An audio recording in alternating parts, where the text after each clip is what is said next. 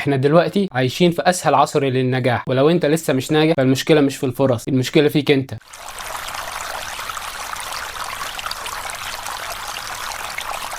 دلوقتي شخص واحد بس يقدر يعمل شغل شركة كاملة، براند كامل، من خلال ضغطة زرار. زمان انت كنت محتاج راس مال، كنت محتاج فريق، كنت محتاج علاقات، وكمان كنت محتاج مكتب. دلوقتي عندك الاي اي يقدر يكتب لك محتوى، يعمل لك تصميم، يساعدك في المونتاج، يبني لك براند قوي، ويساعدك تتعلم في اسرع وقت. كل ده وانت قاعد في اوضتك، مش محتاج تروح مكان ولا محتاج تروح للناس عشان يساعدوك. بس المشكلة الناس فاكرة ان الاي اي هو اللي بينجحهم، ناسين اهم حاجة، ان الاي اي هي اداة زي غيرها من الادوات، والاداة عمرها ما كانت مشكلة. المشكلة الحقيقية بتكمن في التشتت، في الكسل، عدم الانضباط، عدم تعلم مهارات جديدة. صدقني لو ركزت في تعلم مهارة واحدة بس واديتها كل وقتك ومجهودك وطاقتك، خلال سنة واحدة هتتفوق على معظم الناس حواليك. ليه؟ لأن بمنتهى البساطة الناس مشتتين، غير منضبطين، كسالة، بيستسهلوا، مش عايزين يتعبوا في أي حاجة. النهاردة أنت لوحدك تقدر تبقى شركة، تقدر تبقى براند، تقدر تبقى مصنع أفكار، تقدر تبقى فريق تسويق. أنت مش محتاج تبقى أذكى واحد ولا محتاج تبقى غني، أنت كل اللي محتاجه انضباط وتركيز واستغلال التكنولوجيا والتعلم المستمر. وصدقني هتفرق كتير. انا بقول لك الكلام ده عن تجربه، واظبط على الكلام ده سنه واحده، هتبص حواليك هتلاقي الناس لسه واقفين في مكانهم، بس انت ربنا كرمك وبقيت في مكانه تاني احسن. لو انت ناوي تبقى من القله المنضبطه المركزه، مش من الاغلبيه الكسالى، اكتب لي في كومنت غير الفيديو ده